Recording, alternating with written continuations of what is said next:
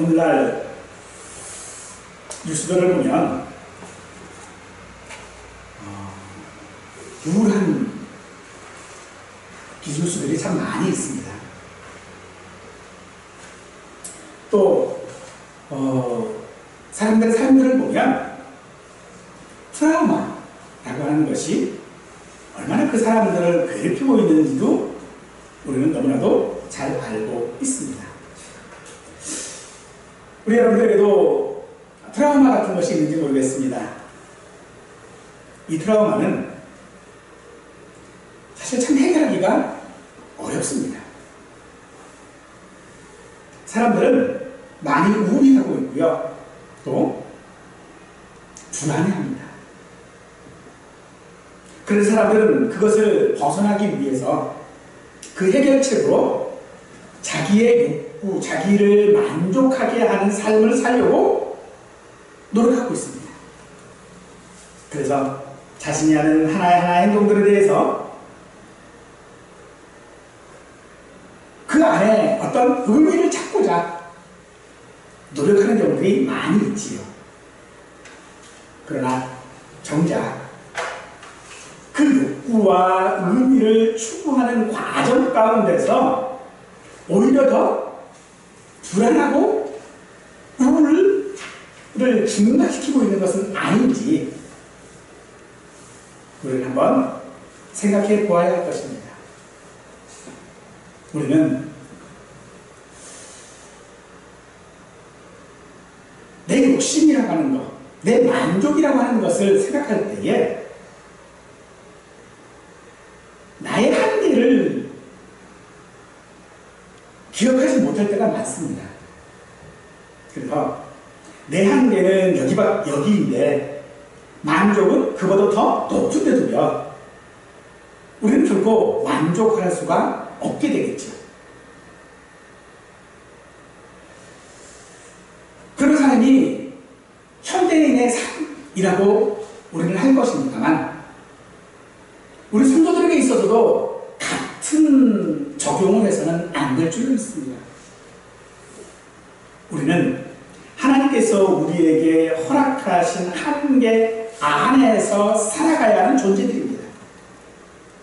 하나님께서 내 삶 가운데 허락하신 것을 넘어서려고 했을 때에 우리는 진정으로 만족하지 못할 것입니다.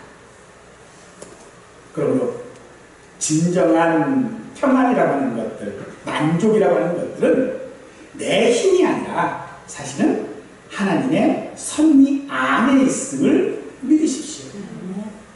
그런다면 그럼에도 불구하고 지금 내 삶에 내가 만족하고 있지 못하고 감사하지 못하는 이유는 무엇입니까? 그것은 하나님께서 나에게 베푸신 긍휼과 자비를 은혜로 여기지 않기 때문입니다. 지금 내 삶과 지금 내게 허락된 모든 것들이 하나님의 은혜임을 우리는 알아야 하는데 그것을 하나님의 은혜로 여기지 않기 때문에 결코 만족도 없고 감사도 할 수 없다는 것입니다.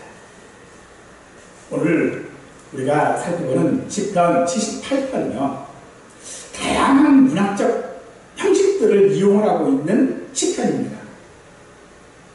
그런데 그런 다양한 문학적 장치들을 이용하여서 이스라엘 백성들에게 과거의 역사를 되새기고 그 속에서 어떤 교훈을 주기 위해 기록된 시편인데 이 안에는 애굽에서의 출애굽 사건, 또 광야에서의 방황했던 일들, 가나안 땅에 정착하는 모습, 그리고 사사시대, 그리고 마지막으로 다윗 왕조에 이르기까지 이스라엘 역사 안에 있는 역사들을 큰 틀에서 서술하면서 하나님의 은혜와 또 이스라엘 백성들의 끊임없는 배반을 대조하고 있습니다. 이를 통해 시는 하나님의 은혜와 율법을 결코 잊지 말고 다시는 그 같은 죄를 반복하지 말라라고 하는 메시지를 전하고 있지요. 이스라엘이 수없이 하나님을 거역했음에도 하나님께서는 그 일로 그들을 멸망시키지 않으셨고 오히려 은혜로 돌보셨음을 우리는 알 수 있습니다. 결국 반복되는 불순종과 끝없는 하나님의 인내와 자비가 오늘 우리가 읽은 본문의 핵심이라고 할 것입니다. 시인은 조상들의 그 죄의 고백이 진실한 회개가 아니라 아첨과 거짓이었다고 말합니다. 그들의 회개는 잠깐뿐이었고 그 깊이도 없었고 삶의 병 하나도 이루지 못했다라고 말합니다.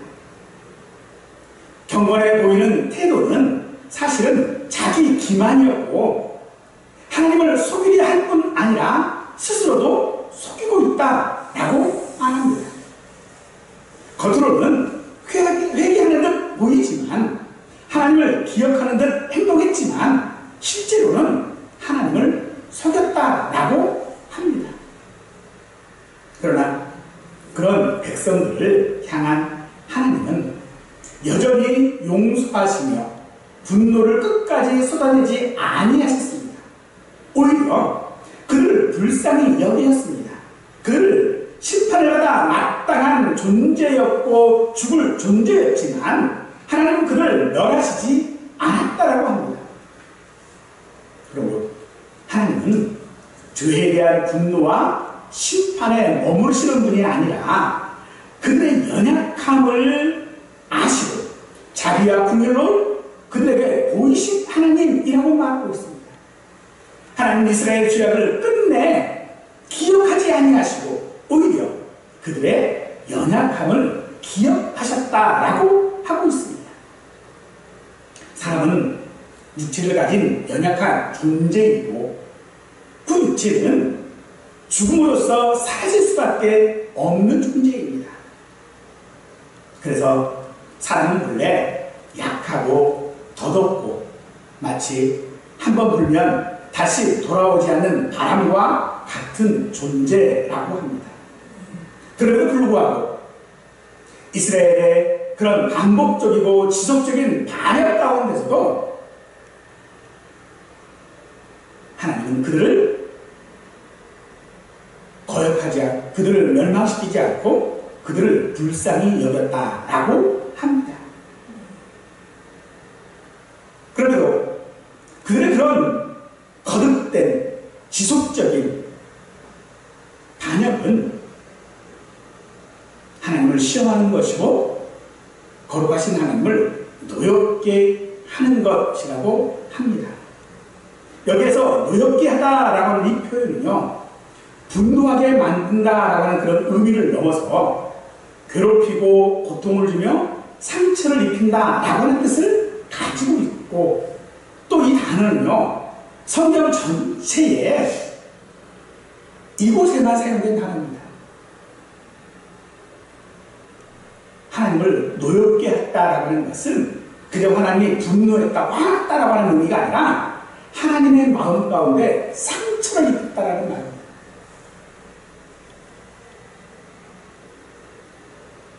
따라서 이 시는요, 이스라엘의 역사 가운데 있는 이 중요한 사건들을 나열하는 데 그치는 것이 아니라 오늘 모든 세대들에게 어떻게 살아야 하는지를 가르쳐주기 위한 본문이라고 할 수 있을 것입니다.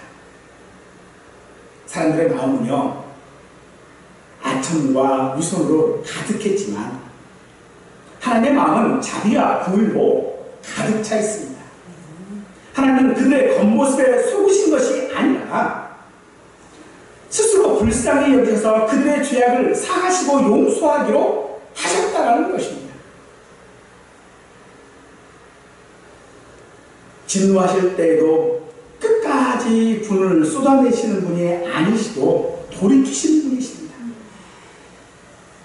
잘못을 7번씩 7번이라도 용서하시는 하나님의 은혜가 오늘 본문의 말씀 가운데 선명하게 나타나 있는 것입니다. 그러므로 오늘 우리가 지금 18편을 통하여 이스라엘의 긴 역사들을 돌아보면서 우리는 이것을 우리의 거울로 삼아야 할 줄로 믿습니다. 하나님께서는 이스라엘 백성들과 맺으신 독특한 관계를 상기시키시면서 오늘 우리에게도 같은 교훈을 주고 있는 줄 믿으십시오. 하나님은 이스라엘을 택하셨고 하나님의 영광을 나타내고 찬양하도록 그들을 지으셨습니다. 그래서 그들은 하나님의 특별한 소유였고 하나님의 은혜와 사랑을 받는 백성이었습니다. 그런데 문제는 그들이 하나님의 뜻을 알면서도 순종하지 않았다는 것이죠. 이것이 이스라엘 역사에서 가장 슬프고 안타까운 부분일 수밖에 없는 것입니다. 시인은 그런 이스라엘 백성들을 책망합니다. 그들이 거룩하신 하나님을 노엽게 했다라고 합니다. 그들은 하나님의 약속을 믿지 않았습니다. 믿지 않았으니 받아들이지도 않았습니다. 받아들이지 않았으니 행동하지도 않았습니다. 그러니 하나님께서 주시겠다고 약속하신 축복이 분명히 있음에도 불구하고 그들의 불신앙으로 인해 그 약속은 그들과 상관없는 것이 되어져 버린 것입니다. 하나님께서 우리에게도 약속하신 것들이 있습니다. 그 약속한 것에 대하여 우리가 불순종한다면 우리 역시도 그 약속과는 상관없는 자가 되어질 수밖에 없을 것입니다. 사랑하는 성도 여러분, 이것이 바로 하나님을 노엽게 하는 죄인 것입니다. 하나님은 우리를 향해 선한 뜻과 놀라운 계획을 가지고 계시지만 우리가 불신하고 그 뜻을 거부할 때에 하나님을 슬프게 하고 상처를 입히고 노엽게 하는 것인 것입니다. 그래서 38절에 오직 하나님은 구별하심으로 죄악을 덮어주시어 멸망시키지 아니하시고 그의 시도를 여러 번 돌이키셨으며 그의 모든 분을 다 쏟아내지 아니하셨다라고 말합니다. 즉 우리는 하나님을 노엽게 하는 죄를 저질렀음에도 불구하고 그런 우리에게 하나님은 진노하지 않으시고 긍휼의 하나님이 되셨다라고 하는 것입니다. 하나님께서는 이스라엘이 죄를 지을 때마다 당장 멸망시킬 수도 있으셨지만 하나님은 여러 번 그들을 용서하시고 분노를 돌이키셨습니다. 만일 하나님의 자비와 은혜가 아니었다면 이스라엘은 이미 사라지고 말았을 것입니다. 오늘 우리가 살아있는 것도 오늘 우리가 이 자리에 있는 것도 전적으로 하나님의 긍휼 때문임을 믿으시기 바랍니다. 예수를 믿는다는 것은 그래서 어떤 교리를 복받는 것을 그것을 받아들이는 것이 아니라 내가 예수를 믿는다라고 하는 것은요 내가 새로운 삶을 살아간다는 것을 말하는 것입니다. 고린도후서 4장 16절 말씀에 그러므로 우리가 낙심하지 아니하노니 우리의 겉사람은 낡아지나 우리의 속사람은 날로 새로워지도다 라고 하셨고 에베소서 4장 24절 말씀은 하나님을 따라 의와 진리의 거룩함으로 지으심을 받은 새 사람을 입으라 라고 우리에게 말씀하고 있습니다. 우리는 더 이상 옛사람으로 살아갈 수 없습니다. 내가 예수를 믿는다라고 하는 것은 더 이상 옛사람으로 살아가는 자가 아니라는 것이고 우리는 이미 새로운 환경 가운데서 새로운 신분을 얻어 살아가는 자라고 말하는 것입니다. 그러므로 이제는 내가 그 신분에 걸맞는 삶을 살아야 할 줄로 믿습니다. 그렇다면 오늘 우리는 우리 스스로에게 물어야 합니다. 나는 이스라엘처럼 거룩하신 하나님을 노엽게 하고 있는 삶을 살고 있는 것은 아닌가? 만약 우리가 그것을 깨닫지 못하고 경험하지도 못한다면요 어쩌면 우리는 이미 하나님을 노엽게 하는 죄 가운데 살고 있는지도 모릅니다. 사랑하는 여러분, 우리 성도에게 있어야 할 것이 있습니다. 즉 우리가 깨달아야 하는 것들이 있습니다. 그것은 바로 구원에 대한 확신입니다. 우리의 죄가 사함받았다는 그 사실을 알고 믿는 것입니다. 만일 우리가 여전히 죄악 사함 가운데 있음을 의심하고 또 불만을 가지고 주저한다면 그것 자체가 하나님을 노엽게 하는 일임을 믿으시기 바랍니다. 왜냐하면 하나님은 우리 아버지이시기 때문입니다. 아버지는요, 자녀가 불행해지는 것을 원하지 않습니다. 자녀가 아버지와의 관계를 의심하는 것도 원하지 않습니다. 그러므로 우리의 구원의 확신 위에 우리는 굳게 서야 하는 것입니다. 이 말은 하나님이 왜 나를 구원해 주셨는지, 왜 하나님이 내 아버지가 되시는지를 우리는 확신해야 한다는 것입니다. 또한 하나님은 우리가 기쁘게 살기를 원하십니다.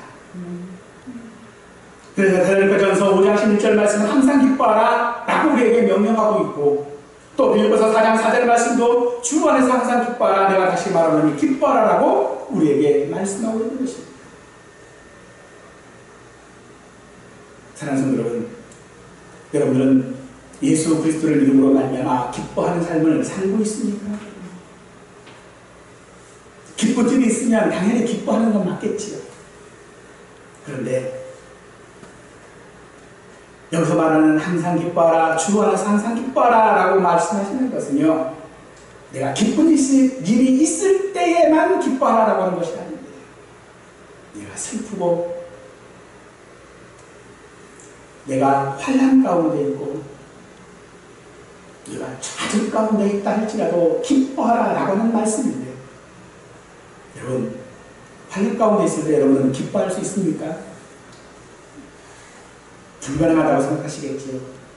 그런데요, 예수 믿는 사람에게는 그게 가능하다라고 하십니다. 왜냐하면 우리의 기쁨은 세상에서 오는 것이 아니기 때문입니다. 우리의 기쁨의 원천은요, 하나님입니다.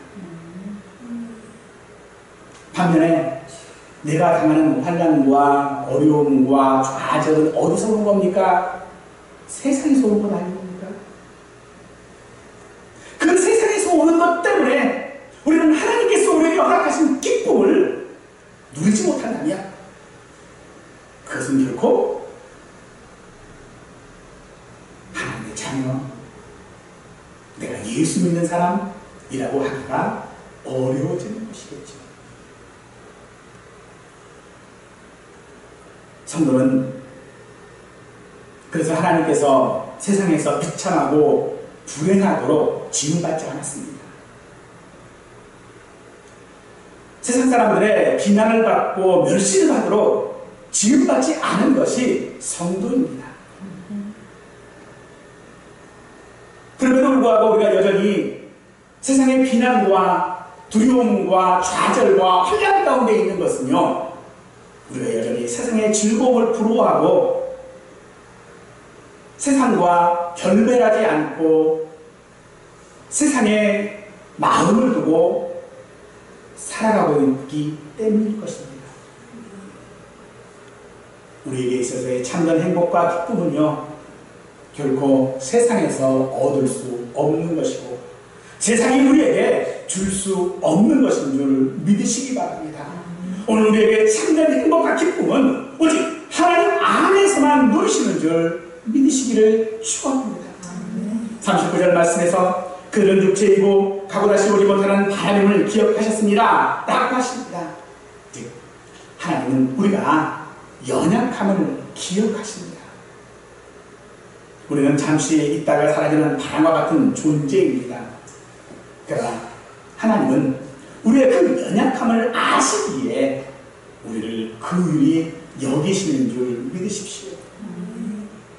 하나님이 왜 우리를 긍휼히 여기십니까? 왜 우리에게 은혜를 주십니까? 우리가 연약하기 때문에, 우리가 죄인이기 때문에 하나님은 하나님은 우리에게 긍휼과 자비를 베푸시고 우리에게 은혜를 베푸시는 줄 믿으십시오. 그래서 우리가 넘어지고 흔들릴 때마다 하나님은 우리를 끝까지 붙드시는 것입니다. 우리가 그렇게 여러 번이고 하나님 앞에 배신하고 하나님의 마음을 노엽게 하고 상처를 주었음에도 불구하고 여전히 우리를 붙들고 계시는 것은 우리가 연약하기 때문인 줄 믿으십시오. 그러므로 우리는 우리를 붙드시는 그 하나님께서 우리에게 붙드시며 하시는 말씀, 즉 하나님의 명령을 지켜야 합니다. 그 명령은 우리의 짐이 되어지는 것이 아니라 부담이 되어지는 것이 아니라 오히려 기쁨이 되어져야 한다는 것입니다. 하나님의 자녀에게 계명이 무겁다라고 하는 것, 부담이 된다라고 하는 것은 결코 있을 수 없는 일입니다. 그럼에도 이스라엘 백성들은 늘 불평하면서 다른 나라를 부러워했습니다. 그들은 하나님의 왕이심임에도 불구하고 우리에게 왕을 달라라고 요구했지요. 그들은 하나님의 길이 좁고 어렵다고 불평했습니다. 그들은 하나님께서 인도하시는 그 길이 광야라고 원망했습니다. 먹을 것이 없다고 원망했고 마실 물이 없다고 원망했고 그들은 하나님의 길을 인정하지 않았습니다. 그 길을 가야 한다는 것은 그들에게 너무나도 큰 짐이었고 무거운 의무였습니다. 그러나 하나님께서 우리에게 말씀하시는 우리가 가야 할 그 길은요, 우리에게 주신 가장 큰 기쁨의 길인 줄 믿으십시오. 우리가 의무감으로 혹은 두려움 때문에 계명을 지킨다면 그것은 하나님을 노엽게 하는 일이 될 수밖에 없는 것입니다. 사랑하는 성도 여러분, 하나님의 계명을 즐거움으로 지킬 수 있기를 간절히 축원합니다. 그래서 40절과 41절 말씀입니다. 그들이 광야에서 그들에게 반항하며 사막에서 그를 슬프게 하니 몇 번입니다. 그들이 하나님을 거듭거듭 시험하여 이스라엘의 거룩하신 일을 노엽게 하였도다 라고 말하지요. 이스라엘이 여러 번 하나님을 거역하고 광야에서 하나님을 슬프게 했다라고 시인은 말합니다. 그들은 불신앙으로 하나님의 능력을 스스로 제한하고 시험했다는 것입니다. 그들은 광야에서 또 그들의 모든 삶 가운데서 하나님의 은혜를 받았음에도 불구하고 하나님을 신뢰하지 않았습니다. 이것이 오늘 우울 시대를, 트라우마 시대를 살아가고 있는 나의 모습은 아닌지 우리는 돌이켜 보아야 할 것입니다. 우리는 우리에게 어려움이 닥칠 때에, 환난이 있을 때에, 슬플 때에, 좌절했을 때에 하나님을 원망합니다. 하나님 정말 계십니까? 하나님 어떻게 나한테 이럴 수 있습니까? 하나님 저를 버린 것은 아닙니까? 라고 우리는 의심합니다. 그러나 하나님은 긍휼의 하나님이십니다. 지금도 우리를 위하여 대신 간구하고 계시고 진노를 돌이키시면서 열매 맺지 못하는 나무를 베어내지 아니하고 한 해만 더 그 나무를 보살피고 살아갈 때에 우리의 삶이 열매 맺지 않았음에도 불구하고 내 삶에 아무런 것을 이룬 것이 없다 할지라도 우리가 멸망하지 않고 오늘도 살아가는 이유는 하나님의 긍휼 때문인 줄 믿으십시오. 우리는 우리를 모든 삶 가운데서 하나님을 잊어버리고 살아갑니다. 그런데 하나님은 우리를 기억하십니다. 우리가 흙으로 지어진 연약한 존재에 불가하고 하나님을 아는 것이 연약할 수밖에 없기에 그런 우리를 기억하시고 결코 우리에게 자비 베푸시는 것을 멈추지 않으시는 하나님이십니다. 그러나 우리의 삶은 결코 그렇지 못했습니다. 민수기 14장 22절 말씀에 내 영광과 애국과 광야에서 행한 내 이적을 보고서도 이같이 10번이나 나를 시험하고 내 목소리를 청중하지 아니한 그 사람들이라고 말씀하셨습니다. 10번이라고 하는 것은요, 횟수가 아닙니다. 그들은 그렇게 악하고 고집스럽고 이기적이었습니다.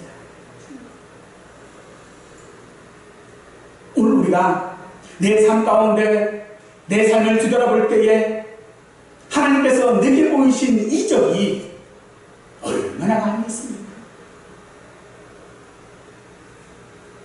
그럼에도 우리는 여전히 하나님을 10번이나 시험하고 있지 않습니까? 하나님의 명령을, 하나님의 목소리를 청중하지 아니한 것이 오늘 우리의 모습 아닙니까? 그 모습이 이스라엘 백성들의 그 악하고 고집스럽고 이기적인 모습과 무엇이 다릅니까?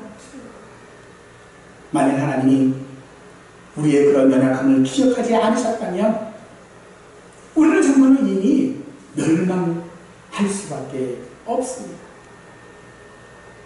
이스라엘 백성들이 광야에서 살아갈 때에 그들은 오직 하나님만을 의지할 수밖에 없었습니다. 하나님께서 그들에게 만나러 공급하여 주시지 아니하셨다면, 그들에게 물을 주시지 아니하셨다면 그들은 한순간도 살아갈 수 없었습니다.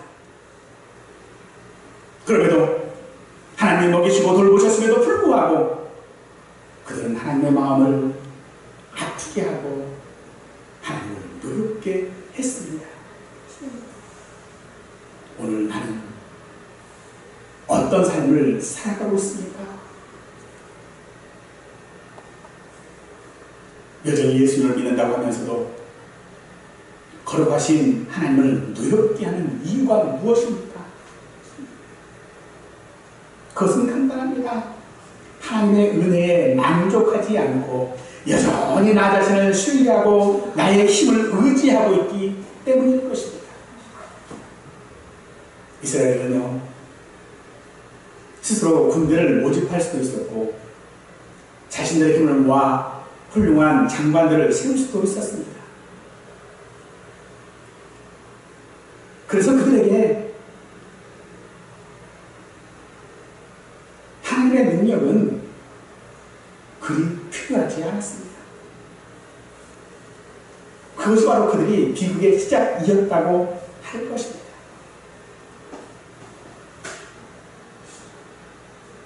이스라엘이 재난을 당하고 비참해지고 불행해질 수 있는 이유는 언제나 그들의 삶 가운데 하나님을 의지하지 않고 스스로 하려고 하는 그 마음이 그들의 삶 가운데 자리 잡고 있었기 때문인 것입니다. 오늘 우리도 마찬가지입니다. 오늘 나의 삶을 스스로 살아가려고 하지 마십시오. 내 능력으로 문제를 해결하려고 하지 마십시오. 내 힘으로 이 땅을 살아가고 내가 무엇을 함으로써 무엇을 할 수 있다라고 하는 착각을 버리십시오. 우리는 하나님의 그 큰분하신 은혜가 아니면 살아갈 수 없는 존재입니다. 그렇기 때문에 우리에게 있어서 하나님의 은혜는 우리의 기쁨이고 우리의 만족일 수밖에 없는 것입니다. 오늘 우리는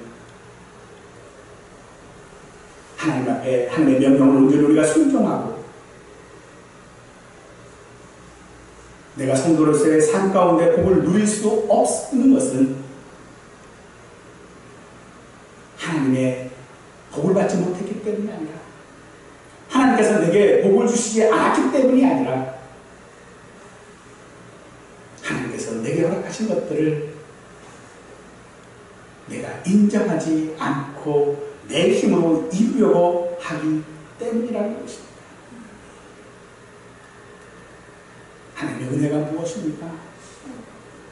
하나님의 은혜는요, 내가 무엇을 할 수 있었다라고 하는 것이 은혜가 아닙니다.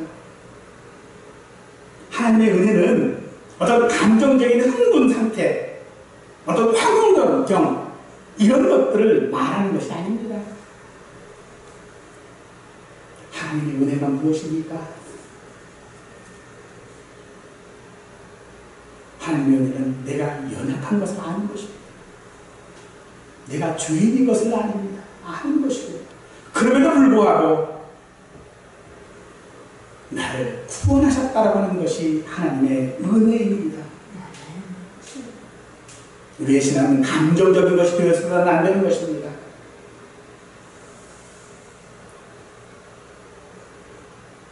야고보서 1장 13절 말씀입니다.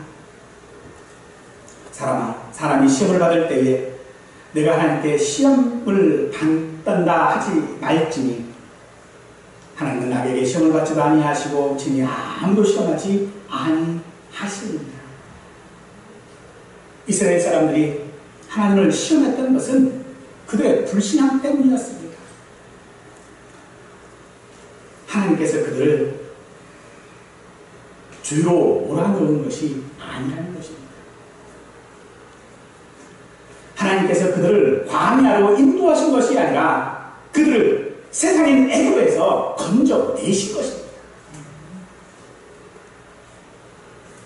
그런데 그들은 하나님을 시험했지요.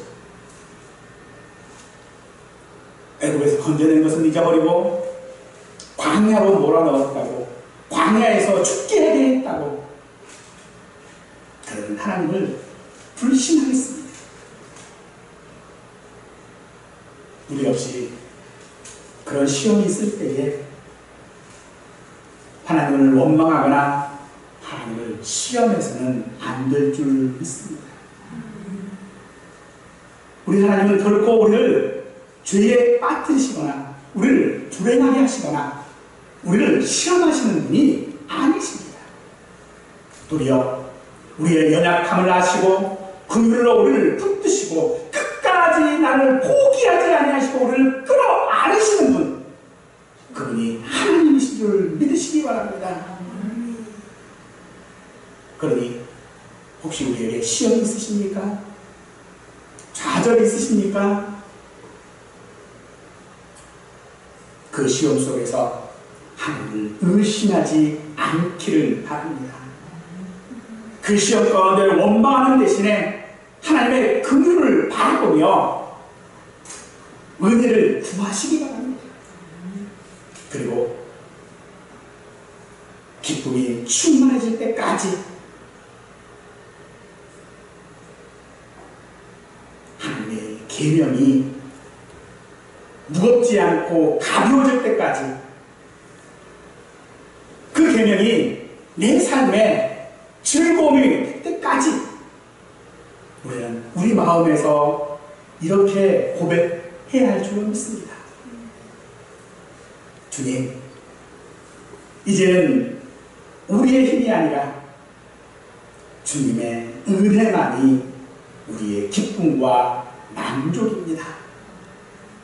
이 고백이 우리의 삶이 될 때 비로소 우리는 하나님 안에서 참된 만족과 영원한 기쁨을 누리게 될 줄 믿으시고